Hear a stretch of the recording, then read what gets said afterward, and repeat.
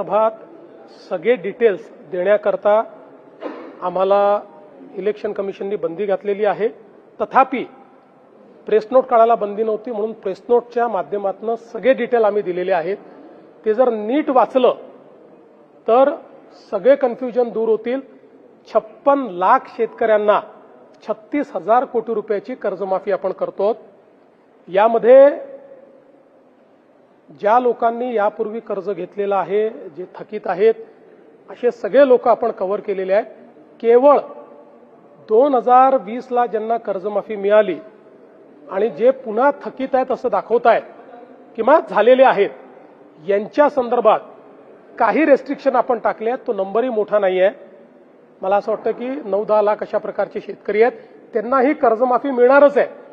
पण वारंवार म्हणजे 17 ला मिळाली, 20 ला मिळाली आणि पुन्हा 26 ला, तर यातनं बँकिंग हे पूर्णपणे कोलॅप्स होईल आणि म्हणून बँकिंगही कोलॅप्स होऊ नये आणि शेतकऱ्यालाही मदत मिळाली पाहिजे म्हणून त्यांच्यापुरतं काही अटी आपण टाकलेल्या आहेत।